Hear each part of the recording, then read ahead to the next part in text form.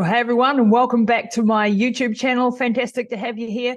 Today, I'm going to be talking about AMPK and mTOR. What the hell are they? Two different pathways that you really need to know about. I think this is absolutely crucial to really understanding these two particular pathways that can affect how long and how well you live. And you need to know when to turn which one on and how to do that. So welcome into this channel. We're all about longevity, anti-aging, biohacking here. So please hit the subscribe button, make sure you hit the bell button, and we'll be doing these sorts of things regularly. And I have a podcast also called Pushing the Limits, so make sure you check into that as well. So mTOR and AMPK, and we want to explore their roles in promoting health and longevity and discuss the importance also of something called autophagy as well. So let's start with AMPK. Now, AMPK is an energy-sensing enzyme that is found in the cells that acts as a master regulator of cellular metabolism. So it's like a switch that turns your body on when your body needs more energy and wants to maintain cellular balance. So activating AMPK triggers a cascade of cellular responses aimed at maintaining energy balance. It also enhances metabolic efficiency and promotes overall cellular health. AMPK is often referred to as the metabolic master switch because of its central role in regulating various metabolic processes within the cell. So here's a couple of things that it does. So it does energy sensing. So it serves as a sensor of your cellular energy status. So when the ratio of adenosine triphosphate, or ATP, that's our energy molecule, to adenosine monophosphate decreases, indicating a low energy state, then AMPK is activated. Now, this activation occurs in response to factors like exercise. So if you're out for a marathon, that was my career doing ultra marathons, you're going to be in a state of AMPK activation. Calories restriction also can do this, and having low glucose levels can do this. So it enhances the glucose uptake into the cells. So this is particularly important for cells that rely on glucose for energy, such as your muscle cells. And enhanced glucose uptake helps replenish ATP levels and support cellular energy production. It also helps with fatty acid oxidation. So this is one that many of us want to do. So AMPK stimulates fatty acid oxidation, which is the fat breakdown within the cells. Now, this process generates energy and helps to prevent the accumulation of excessive lipid stores. And goodness knows, we as a society have problems with that. Now, this is beneficial for managing lipid metabolism and preventing lipid-related disorders. Now, it also does something called mitochondrial biogenesis. So AMPK activation promotes the generation of new mitochondria. And those are the little cells in that produce all the energies, the little organelles that we have inside our cells. Now, this leads to increased mitochondrial capacity and improved energy production. So more mitochondria, more energy production. It also does something called autophagy-induction, autophagy. So AMPK activation triggers autophagy, which is a cellular process that involves the breakdown and the removal of damaged cellular components. So things like organelles and proteins. And autophagy helps maintain your cellular health by removing toxic materials and preventing the buildup of damaged structures. So it's like taking out the garbage. And if you're not doing a lot of autophagy, you can have some problems. It also has an inhibition of anabolic processes. So AMPK inhibits energy-consuming anabolic pathways such as protein and lipid synthesis. Now, this redirection of resources from growth-related processes to energy preservation is essential during times of energy scarcity. It helps with improved insulin sensitivity. Another thing that I see in my clients often is insulin resistance and problems with insulin or diabetes, pre-diabetes, that type of thing. So this is a very important point. So AMPK activation can enhance insulin sensitivity, making your cells more responsive to insulin's actions. Now, this has been very beneficial for glucose regulation and for reducing the risk of insulin resistance and type 2 diabetes, which really is the gateway to so many age-related diseases that we get when we get older and we get these things, although diabetes and pre-diabetes is happening younger and younger these days. Anti-inflammatory effects. So activated AMPK has anti-inflammatory properties. It can suppress the activity of pro-inflammatory molecules and pathways, contributing to reduced inflammation and improved immune function. So you think about your immune function, and when you get attacked by viruses or that sort of thing, or if you've got lots of pain in your body, lots of inflammation, this is something you want to activate. Now, cellular protection. So AMPK activation supports cell survival during times of stress. It can help cells adapt to various challenges, including oxidative stress, nutrient deprivation, and other environmental stresses.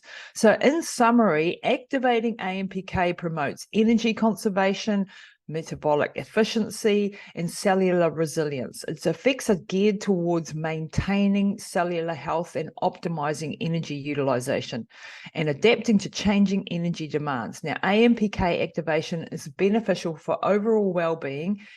Okay, so now let's go back to mTOR. What is mTOR? mTOR stands for mammalian target of rapamycin.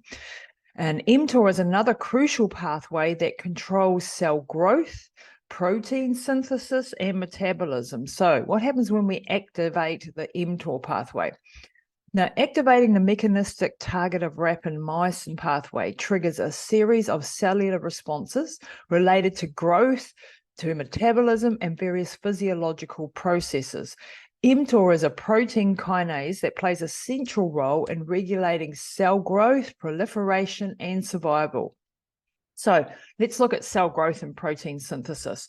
One of the primary roles of mTOR is to promote cell growth and protein synthesis. And when mTOR is activated, it stimulates the translation of mRNA into proteins, contributing to cell growth and the production of new cellular components. It stimulates stimulation of anabolic processes.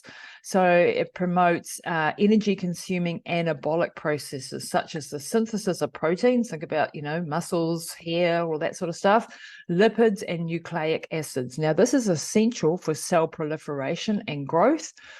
And it also, activated mTOR plays a key role in promoting cell division and proliferation. And it drives the cell cycle, allowing cells to replicate and to multiply.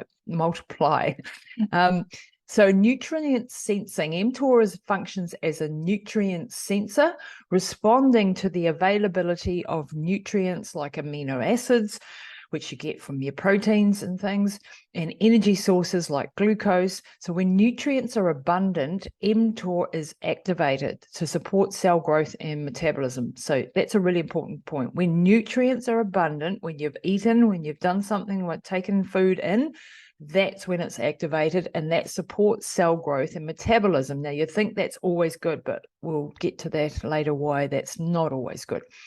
So mitochondrial biogenesis. mTOR activation influences mitochondrial biogenesis, which involves the generation of new mitochondria. Now, mitochondria are critical for energy production and a whole lot of other things, and mTOR helps regulate their numbers and functions. So we want lots of healthy mitochondria, not damaged, dysfunctional mitochondria, and this is what's important from here. Now, stress responses. mTOR activation can respond to various cellular stresses, including DNA damage and nutrient deprivation. It helps coordinate adaptive responses to ensure cell survival. Inhibition of autophagy is the next thing. So mTOR activation suppresses autophagy. Another important point to note, a cellular process that involves the breakdown and recycling of damaged or unnecessary cellular components, and the inhibition of autophagy supports cell growth and survival. So the next thing is immune function. mTOR plays a role in immune cell activation and differentiation, and it contributes to immune responses by regulating growth and the function of immune cells. Tissue regeneration. It also, mTOR activation is important for tissue repair and the regeneration after injury, and it supports the rapid proliferation of cells needed for tissue healing. This is why if you get injured, if you get sick, that's when you want to be in this building phase, in this mTOR activation. Synaptic plasticity as well. So in neurons, mTOR activation is involved in synaptic plasticity, which is critical for learning and for memory processes. So if you've had a brain injury, if you had any sort of neurological thing going on, something to think about. Now, while mTOR activation is essential for physiological processes, dysregulation of this pathway can lead to health issues. So overactivation of mTOR has been associated with conditions like cancer. That's just uncontrolled cellular growth, basically. Obesity and metabolic disorders. So striking a balance between mTOR activation and inhibition, such as through autophagy, is crucial for maintaining cellular and overall health. So various factors, including nutrient availability, growth factors, and stress, influence the activity of this mTOR pathway. So here's the key differences. AMPK promotes cellular energy conservation, while mTOR stimulates cell growth and proliferation. Now, promoting AMPK and mTOR. So certain factors promote AMPK activation, such as exercise, calorie restriction, and low energy states, not when you've not eaten for a while, maybe been fasting. And on the other hand, mTOR activation is driven by nutrients, particularly amino acids. So balancing these pathways is really, really crucial for healthy aging. So too much activation of mTOR can lead to issues like accelerated aging, an increased risk of chronic diseases, and impaired cellular health. So finding that right balance is absolutely essential to prevent these negative effects. But on the flip side, excessive AMPK activation is also not without its consequences. So too much AMPK might lead to excessive catabolism when you start eating yourself, and muscle wasting. So you see this sometimes in older people when they're not eating enough and exercising enough and don't have as much growth factors. So it's about striking the balance. So people that are, to give you a good example, like bodybuilders who are always in this mTOR, unless they understand this process, and then they go through cycles. But if you're just in that muscle growth state all the time, that can shorten your life. Yes, you'll have big muscles, but you'll also accelerate the aging process. So how can we achieve a balance between these two very important states or pathways? Now, researchers believe that balancing mTOR and AMPK pathways through lifestyle choices like intermittent fasting or even longer fasting, through exercise and good nutrition, could potentially extend our lifespan. So this is what we want to know about in longevity. How do we extend our lifespan? So both pathways have their benefits. mTOR activates and promotes muscle growth, tissue repair, and immune function, crucial for building and maintaining a body. But on the other hand, AMPK activation supports cellular energy production, fat breakdown, and autophagy, and the cellular cleaning process that removes those damaged components. So let's just talk a little bit now about autophagy, because it's another really important concept. It's like your cell's recycling system. It breaks down and recycles damaged or unnecessary cellular components, which promotes cell health and longevity. So it's your way to actually rejuvenate your tissues. So AMPK activation triggers this autophagy, as I said, allowing cells to remove waste and damaged structures, which supports tissue repair and rejuvenation. But it's not just about cellular cleanup. It plays a vital role also in the immune system and helping your body defend against infections and diseases.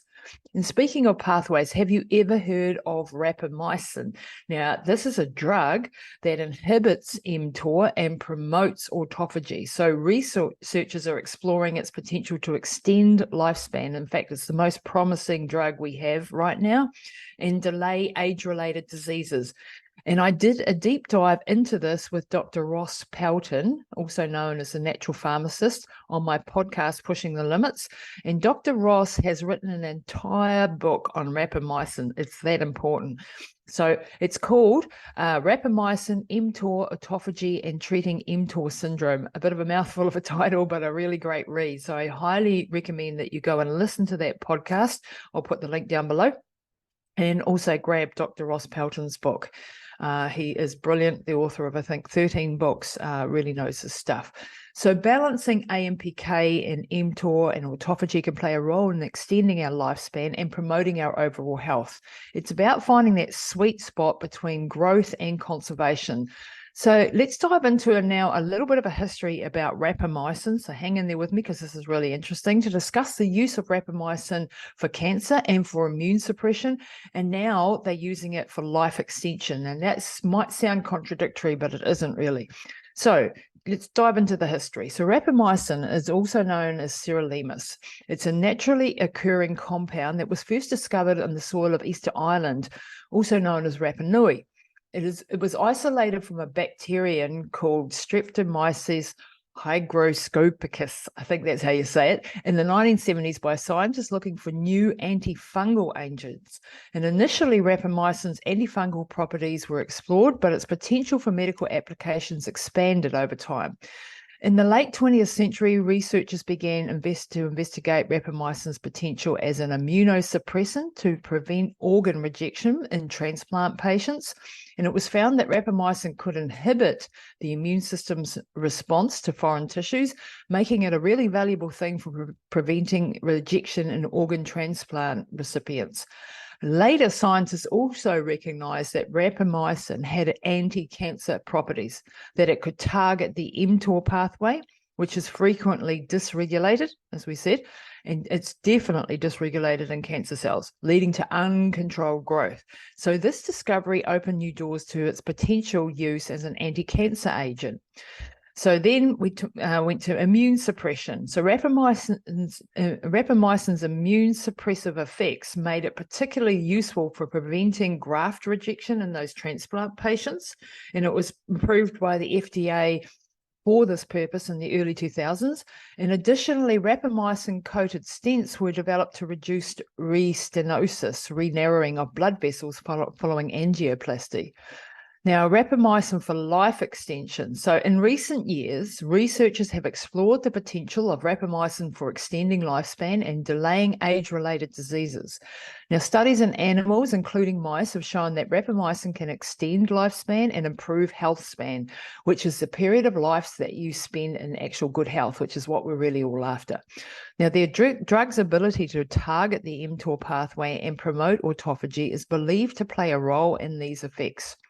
So Dr. Ross Pelton's book on rapamycin, so as I said, he's a pharmacist and author, and this is a really practical guide to understanding and using rapamycin for longevity, for cancer prevention, and to enhance health. And the book explores the potential benefits of rapamycin for extending lifespan and preventing cancer, and it really provides the insights into the scientific background of rapamycin's effects and offers practical guidance on its use. So in conclusion, I think rapamycin's journey from a soil-derived antifungal compound to a drug used for immunosuppression to then being used for cancer treatment and then as a potential life extension showcases its versatility and its evolving role in medicine. And as with any medication, the use of rapamycin for life extension should be approached with caution and with consideration for its potential risk, and always with a qualified healthcare professional under their guidance who is used to using rapamycin before you consider. So this is definitely not meant as medical advice, of course, and this is just for informational purposes and educational purposes only. But I am personally on rapamycin. My mum, who's 81 and who has cancer, is also on rapamycin, and I think it's a very powerful thing. I just got my age test back from True Diagnostic, and my rate of aging, which they use the Dunedin pace for that, came back at 0.69, which is really, really exceptional. And I don't know if it's just rapamycin, because I do a hell of a lot of things. I do everything known to man, pretty much, from peptides to bioregulators to supplements to hyperbaric to red light to you name it, I do it. So don't know if it's that or not, but I'm very, very pleased with that rate of aging. And I've seen an improvement in my immune system since I've been on rapamycin. So maybe something to check out and to consult your doctor on. But back to AMPK and mTOR. So I hope you're still hanging in there with me. Don't forget to subscribe if you like this content. I really appreciate it. If you can leave a comment down below, if you've got any questions, let me know as well. But back to AMPK and mTOR. So what can we, besides rapamycin, do to upregulate autophagy in the AMPK pathway? And there are several natural compounds and lifestyle factors that have been suggested to potentially activate AMP kinase or support its activity. Now, keep in mind that the effects of these compounds can vary from person to person, and it again is important to consult with your healthcare professional before any significant changes to your supplement regime. But here are some of them. One of my favorites is spermidine. Spermidine is a polyamine. It's found in wheat germ. It's one that I'm developing for one of my formulations for my company, Avum Labs Limited. We are a longevity and anti-aging longevity supplement company, and spermidine is going to be one of our first things out of the gate. So this is one of our first products that we're going to be producing, and it's going to be combined with some other things that also support this pathway. So stay tuned for that. So spermidine, one of my favorites. Next one is resveratrol, which is found in things like red wine, but don't go out and drink lots of red wine because there's lots of bad things in red wine. But it is found there, and certain fruits. And resveratrol has been studied for its potential to activate AMP kinase and improve metabolic health. And then there's berberine, which is found in various plants and has been shown to activate AMPK and improve insulin sensitivity. That's a good thing too. Something I'm also on. Quercetin, this is a flavonoid that is found in foods like apples and berries and onions, and quercetin has been linked to AMPK activation and anti-inflammatory effects. And then there's curcumin. I mean, what is curcumin not good for? This is found in curcumin, and it has AMPK activating properties and is known for its anti-inflammatory effects.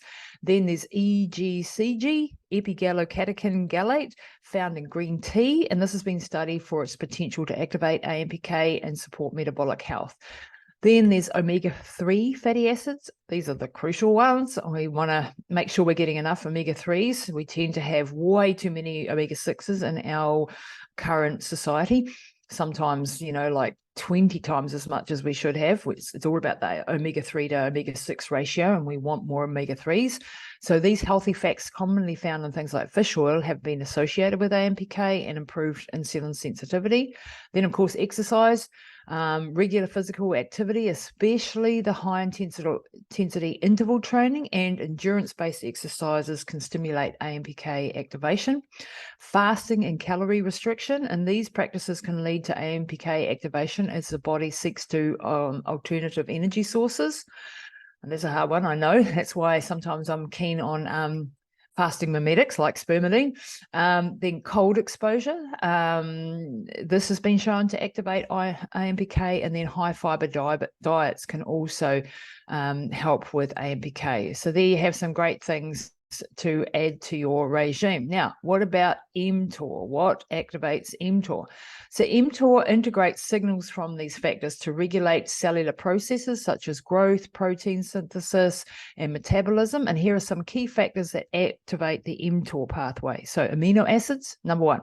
One of the most potent activators of mTOR is the presence of amino acids, especially essential amino acids like leucine. Amino acids are essential building blocks for protein synthesis, and their availability signals to mTOR that the cell has enough resources to support growth and protein production. Insulin. So insulin is a hormone released by the pancreas in response to elevated blood sugars, and insulin signaling stimulates mTOR, especially in tissues like muscles, by promoting nutrient uptake and utilization. So this is a problem when we're constantly eating all day and having lots of snacks and never having a period without food, is that we're constantly stimulating the mTOR, and we're stimulating insulin, and then we start to become, over time, or can become, insulin resistance, and this can be a problem. And that can lead later on to metabolic dysregulation and diabetes. Then there are things like growth factors. So various growth factors, such as insulin-like growth factor 1, IGF-1, and epidermal growth factor, EGF, activate mTOR by binding to the receptors on the cell surface. Now, these growth factors signal to the cell that growth and division are warranted. Nutrient availability. So apart from amino acids, other nutrients like glucose and lipids contribute to mTOR activation. Sufficient nutrient availability signals that the cell has the energy and building blocks necessary for growth. So mTOR is sensitive to the cell's energy status as it interacts with AMP activated protein kinase, which responds to low cellular energy levels. So when energy levels are high, mTOR activation is favored. Oxygen, this is another important one. Hypoxia or low oxygen levels can activate mTOR in certain contexts. This is relevant, for example, in cancer cells where mTOR activation supports the adaptation to low oxygen environments. It can also be when you're doing training at altitude or things like that, can be an effect there. Stress and inflammation. So stress and inflammatory signals can activate mTOR as part of the cellular response to challenges, and this can play a role in immune responses and tissue repair. Physical activity, so exercise, especially resistance training or high intensity exercise, can stimulate activation of mTOR in the muscle cells, and this supports the muscle growth and repair. Cell density, that's one of the reasons why after your training you might want to have something like some protein to help activate this mTOR at that point. Cell density and contact. mTOR can be activated by cell density and contact inhibition signals, which play a role in regulating cell growth and proliferation. And external cues such as temperature, mechanical stress, and environmental toxins can also influence mTOR activation. So I have a great analogy that I want to help you to understand this concept of switching between mTOR and AMPK. So imagine you get the groceries and you bring them into the kitchen, i.e. that's nutrients coming into the cell, glucose, proteins, fats, and then you cook the meal, i.e. process through the electron transport chain and make ATP. The ATP helps you do all the things that you need to get done, from moving around to thinking to growing hair to building your body. However, after you've cooked the meal, you need to clean up the mess and take out the garbage that the cooking process caused, because you need to bring in a new lot of groceries, and that's what we need to do. If we keep just bringing in the groceries and we don't clean the kitchen out, that's when we're going to have trouble, okay? So I think that's a very good simplified analogy for what you're doing when you're switching between mTOR and AMPK. And many studies have shown that calorie restriction does increase lifespan, but being a shriveled up, miserable prune, but living longer isn't really ideal either. So we want to oscillate between these states and build up, then rejuvenate and clean out, okay? Build up, rejuvenate, clean out. Now, how long do you need to fast to instigate autophagy? Well, more studies are really needed to sort of elucidate exactly when, and it will be personal as well.